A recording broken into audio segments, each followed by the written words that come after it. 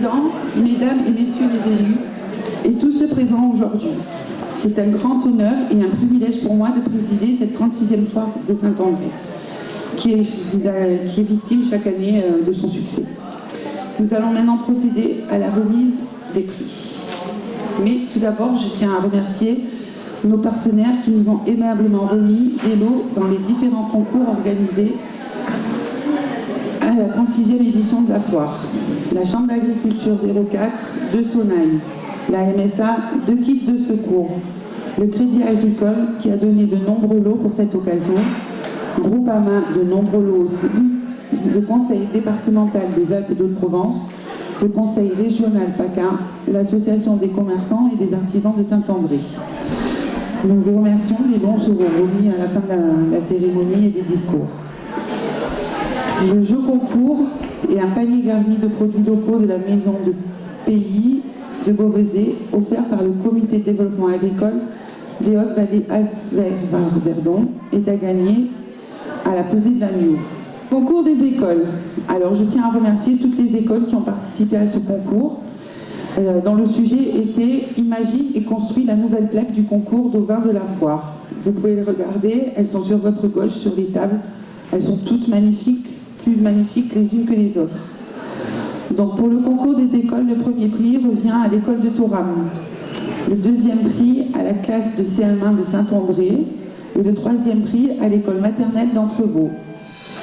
Pour le concours général des ovins, sur le champ de foire ont été présents près de 1000 ovins, dont 180 tardons, 400 brebis, 210 agnelles, 80 agneaux et 110 reproducteurs, sans oublier les ânes de Provence.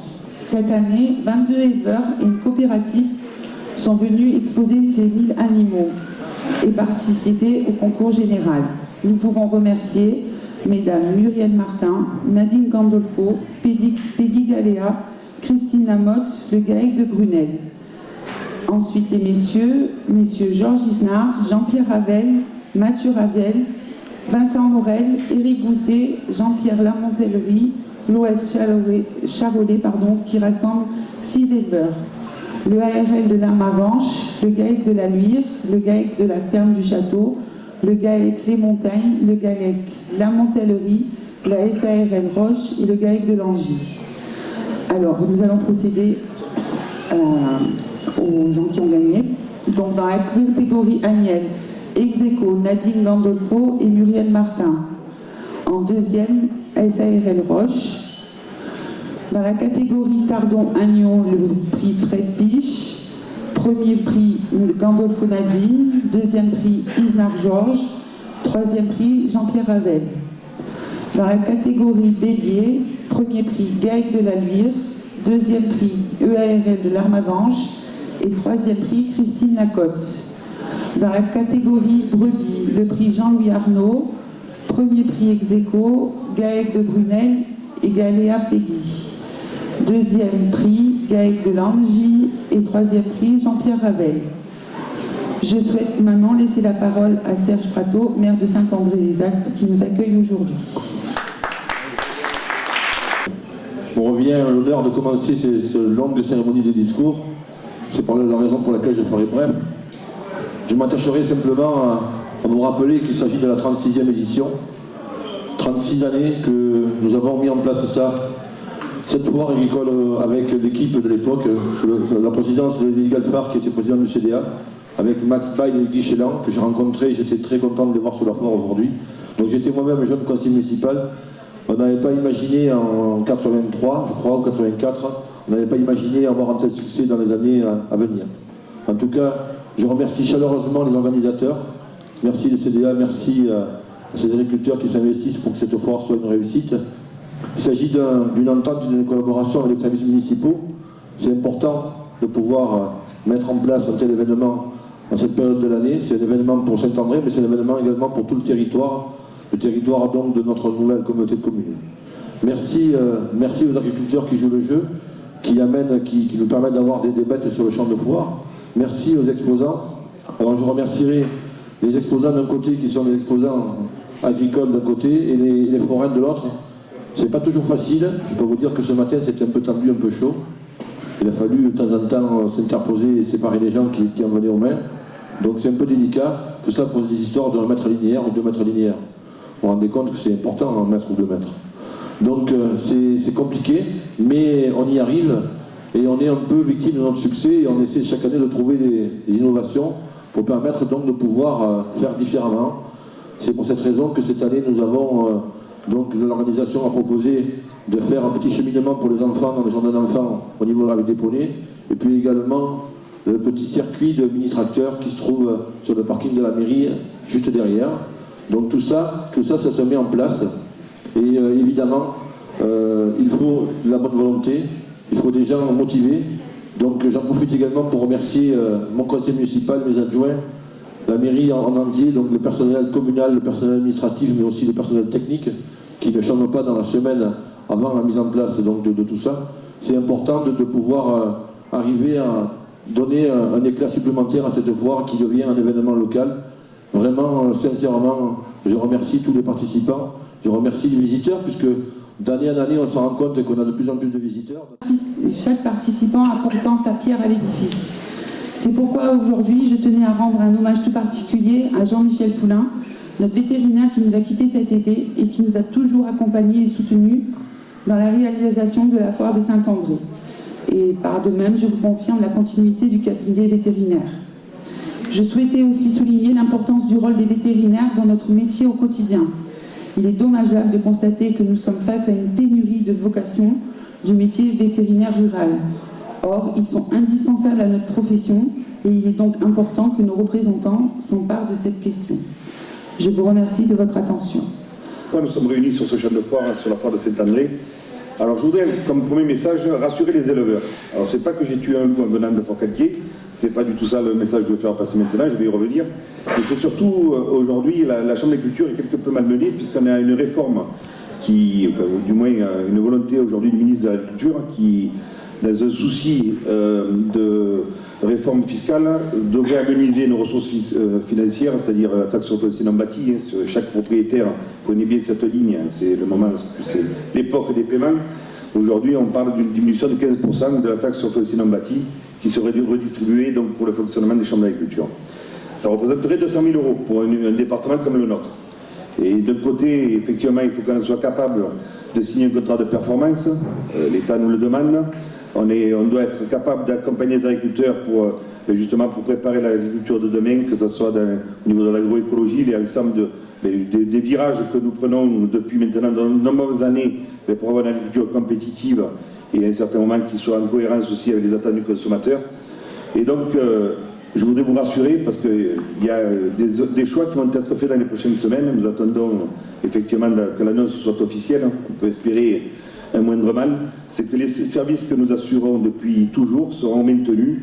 Et effectivement, nous sommes en train de réorganiser, si besoin était, donc les services de la Chambre d'agriculture pour qu'à un certain moment, vous ne ressentiez aucun contre-coup. Voilà, quelques sujets d'actualité. Je vais commencer par effectivement celui qui nous exaspère tous et sur lequel nous revenons régulièrement depuis de nombreuses années. La semaine prochaine, ce sera Barcelonnette. Malheureusement, nous aurons aussi le même discours. C'est la problématique du loup. Monsieur le préfet, l'année dernière, ce n'était pas cette manifestation, mais vous souhaitiez qu'on prélève du loup beaucoup plus tôt. Vos vœux ont été exaucés, puisque effectivement, on avait prélevé beaucoup plus de loups dans ce département que ce qu'on a fait l'année passée. Malheureusement, nous arrivons à ce fameux quota de 90 loups. Ça vient d'être prolongé encore de 10 loups supplémentaires. Nous sommes fin septembre. Les attaques sont plus nombreuses que l'année passée. Effectivement, dans le département, on a un peu moins de victimes. Ça me pour le moment 15% de moins de victimes. Et on peut que se féliciter. Mais vous avez vu ce matin, quand on a traversé ce champ de foire, des éleveurs exaspérés qui sont heureux de faire ce métier, qui sont heureux aussi de mettre à disposition non seulement des visiteurs du grand public, et effectivement, ils sont là aussi pour faire du commerce, le travail de toute une année. Et je crois que plus que jamais, il va falloir que l'État, comme aujourd'hui, je crois, augmente de façon conséquente ce plafond. On était parti sur un CSA loup qui avait été officialisé l'année passée. Je crois que ce plafond aujourd'hui n'est plus d'actualité. Et il va falloir que, je crois, et on se fait accompagner de nos élus, et puis on a des rendez-vous réguliers tout au long de l'année.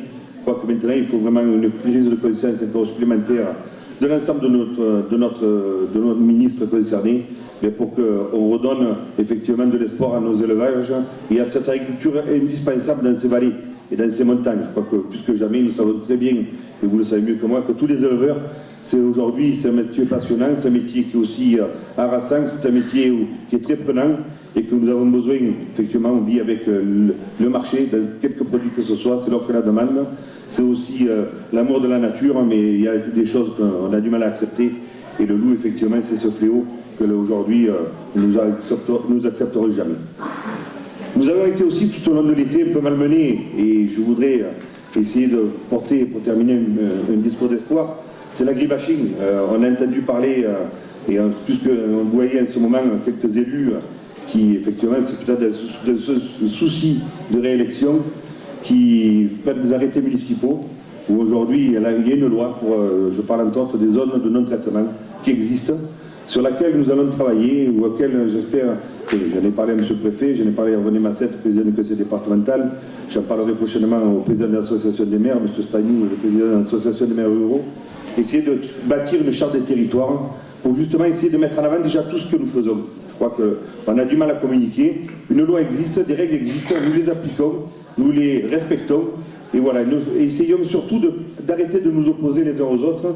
Aujourd'hui, cette agriculture est diverse de ce département, elle est riche de ses agriculteurs, de ses produits, mais en aucun cas, il faut aujourd'hui nous opposer les bons contre les bio contre les conventionnels, ceux qui font du circuit court contre ceux qui vont vers la grande distribution. Je crois qu'aujourd'hui, on a besoin, et notre département reflète ce dynamisme et cette agriculture diverse et plurielle. Donc je compte sur les uns et les autres pour remener un peu de sérénité et un peu d'espoir pour que notre métier continue à être un des plus beaux métiers du monde.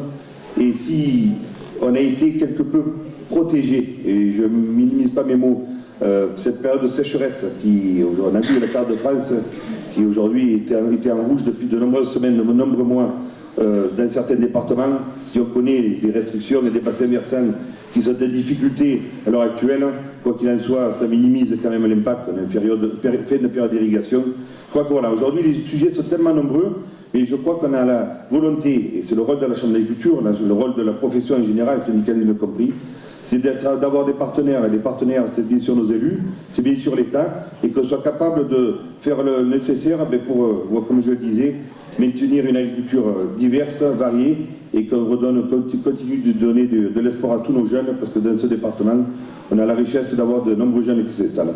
Donc merci à toutes et à tous pour votre écoute. Et messieurs les organisateurs de cette foire. Toujours un très très grand plaisir pour moi d'être ici à Saint-André. Je suis venue très souvent dans le cadre du projet Smart Ruralité, monsieur le maire.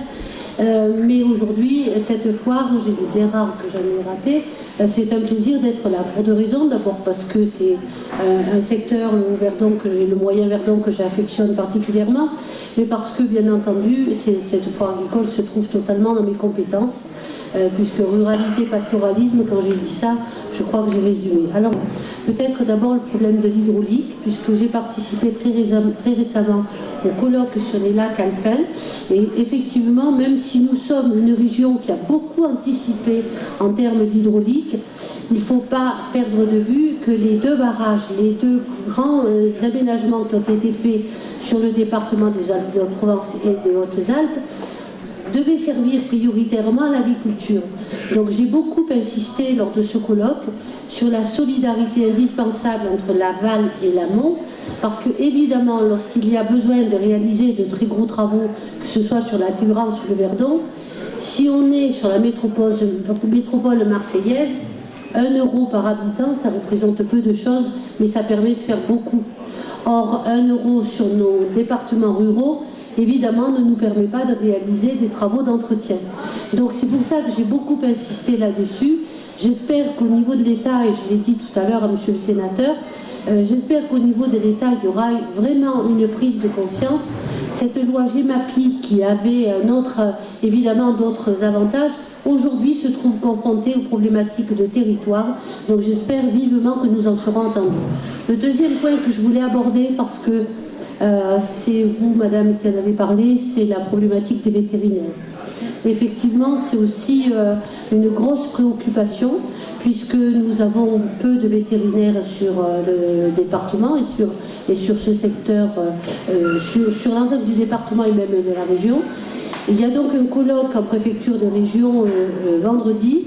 J'espère qu'il va y avoir des propositions. Pour ce qui me concerne, je ferai des propositions au FRGDS, peut-être avec des financements européens à la clé. Je dévoilerai ça vendredi. J'espère que nous trouverons des solutions parce qu'effectivement, il faut qu'on se prémunisse des crises telles que nous avons vécues l'année dernière, par exemple, dans le 05 pour la fièvre charbonneuse. Donc tout cela, ce sont vraiment des préoccupations qui concernent l'élevage et le pastoralisme. Et donc sachez que j'y serai très très attentive. En tous les cas, la région est très présente pour l'élevage, puisque ce sont quand même plusieurs millions d'euros qui sont dévolus à l'élevage sur cette région. Vous êtes un pan très important de l'agriculture et donc je serai toujours à votre écoute et j'espère vraiment que nous trouverons des solutions et en particulier pour lutter contre la prédation. Je veux vous féliciter à nouveau pour cette foire encore. Oui, les co-présidents de cette foire que vous avez réalisée. C'est vraiment très important pour nous de parler de la ruralité. Et je pense que, comme le disait Eliane Bareil, vous avez fait un travail remarquable à travers encore cette foire. Et moi, je voudrais qu'on les applaudisse très très fort parce que monter une foire, on en parlait avec le maire tout à l'heure, à 4 h du matin, déjà placer tout le monde, c'est déjà pas évident. Alors on peut les applaudir très fort.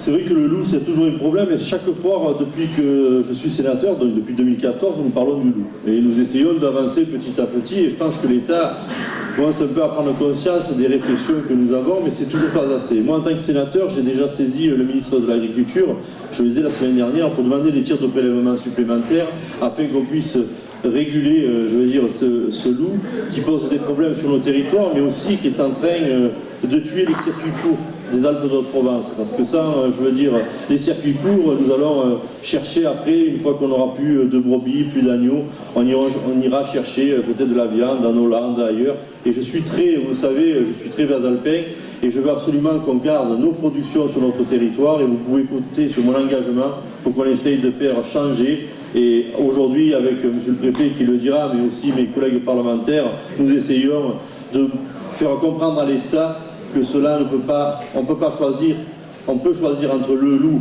et le berger, mais nous on préfère garder le berger. En tout cas, merci beaucoup et vive l'agriculture. Je vais lancer mon propos en rappelant la mémoire d'André Laurent. André Laurent, c'est quelqu'un qui s'est beaucoup investi dans l'agriculture. Vous étiez nombreux à ses obsèques, notamment du monde agricole et du monde du crédit agricole aussi. Et Bernard Moline le remplace maintenant, mais j'ai une pensée pour Dédé. Je crois qu'il fallait le faire. Alors, j'ai noté quelques points. Les vétérinaires, alors on parle des déserts médicaux pour les médecins. C'est vrai qu'il y a des déserts médicaux pour les vétérinaires, mais les vétérinaires ruraux, pas les vétérinaires en ville. Pour les chiens et les chats, on en trouve toujours. Pour les vaches et les moutons, c'est plus difficile. Et donc là, il faudra qu'on trouve les moyens de les inciter à faire en sorte que notre territoire qui est attractif leur convienne aussi.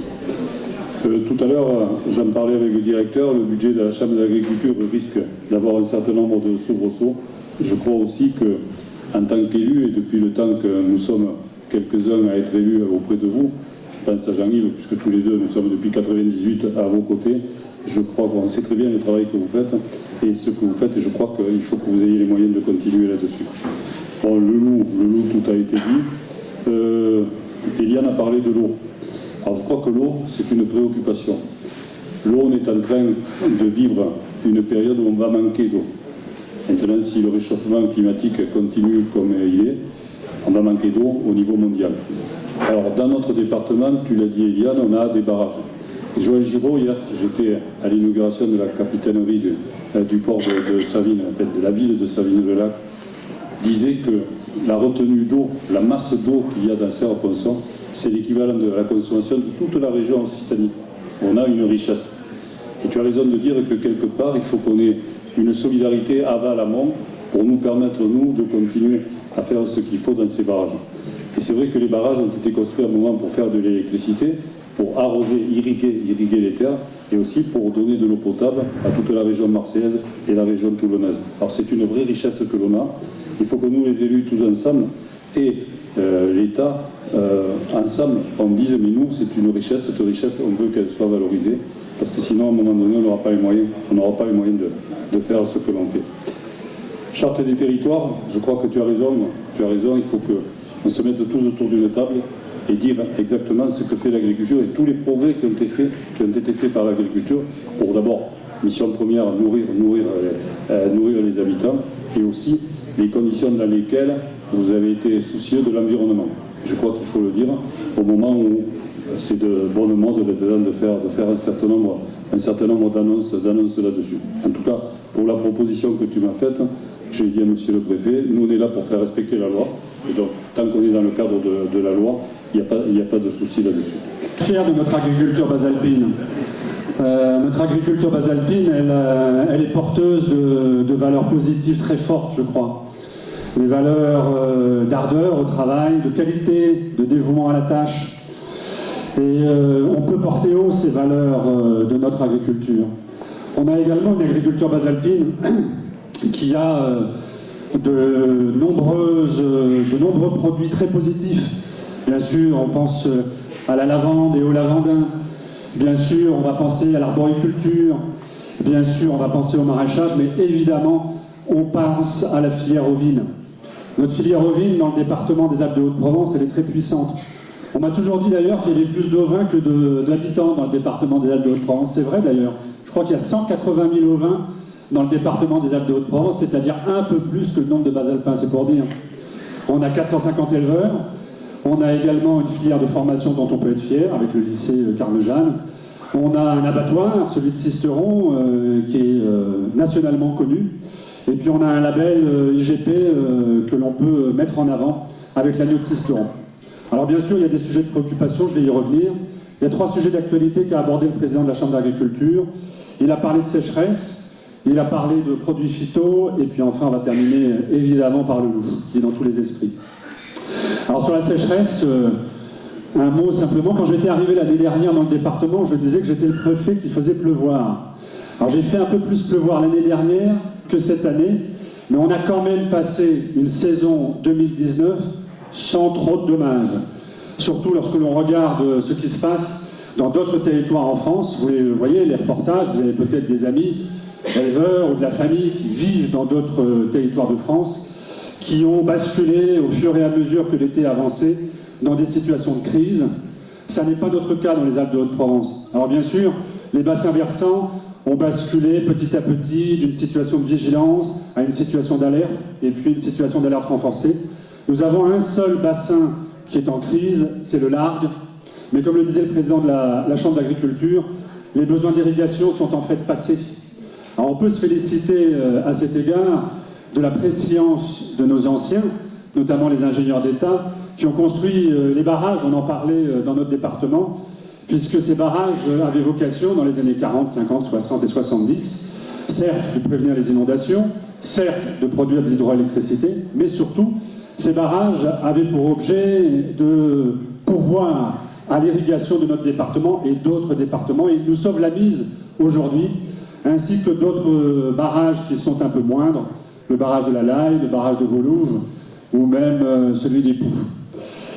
Donc la sécheresse, on a passé le plus dur.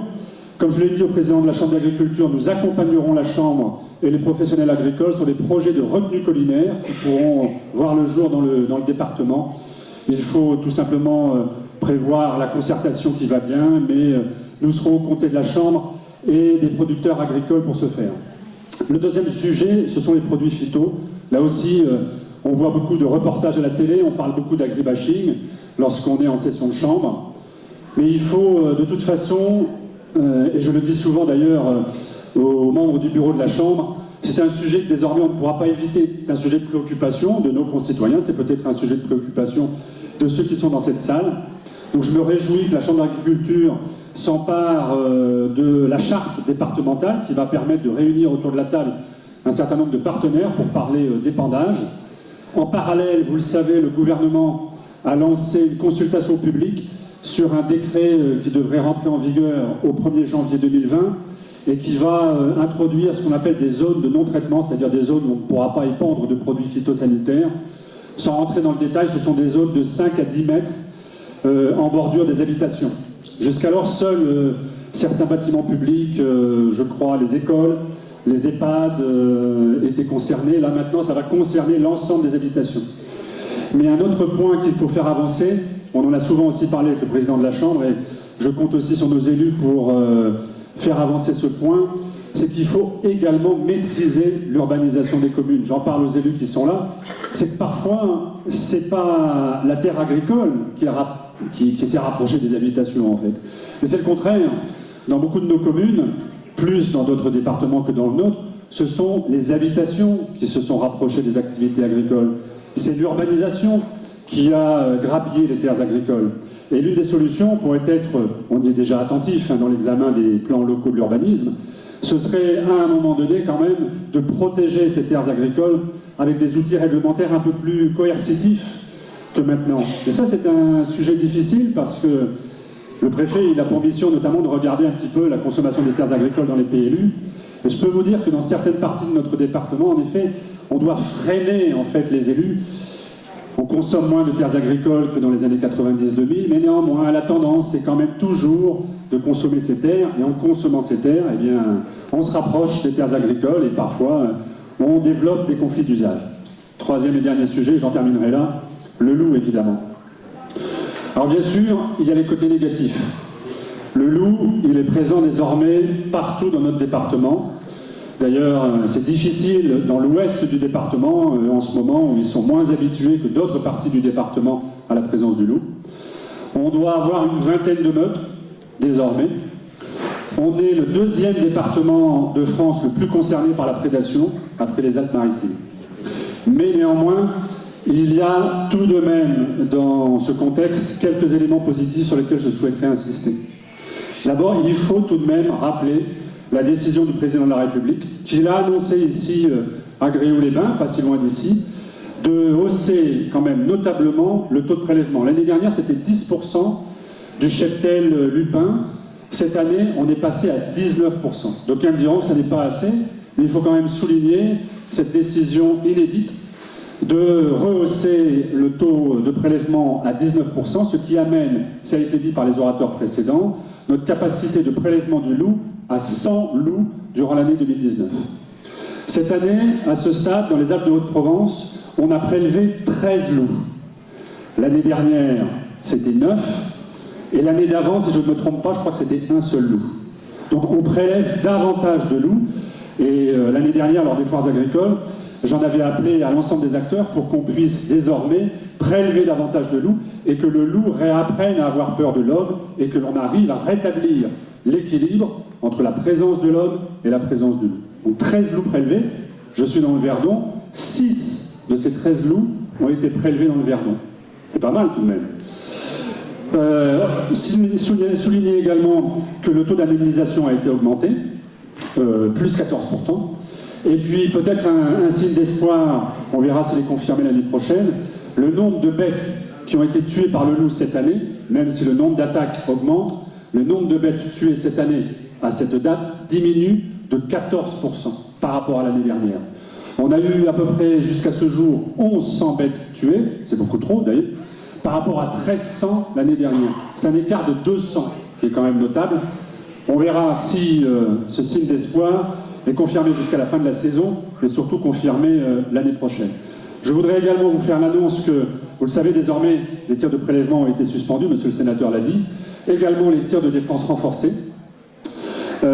Simplement, je vais pouvoir prendre un arrêté préfectoral qui sera signé lundi matin, et ça concerne le Verdon, puisque je vais rétablir 3 tirs de défense renforcés qui vont concerner les communes de Castellane, alors les éleveurs se reconnaîtront, de Castellane, de Thorambas et de Castellet-les-Sausses. Donc à partir de lundi, les tirs de défense renforcés dans ces 3 communes, sur ces 3 élevages, parce que ça ne concerne pas les communes, seront rétablis, mais les tirs de défense simples demeurent. Et sur les 13 loups prélevés, 8 des 13 loups l'ont été en tir de défense simple. Et nouveau signe d'espoir également, j'ai beaucoup travaillé sur ce point, on a multiplié par 2 le nombre de lieutenants de louveterie qui viennent en appui des éleveurs.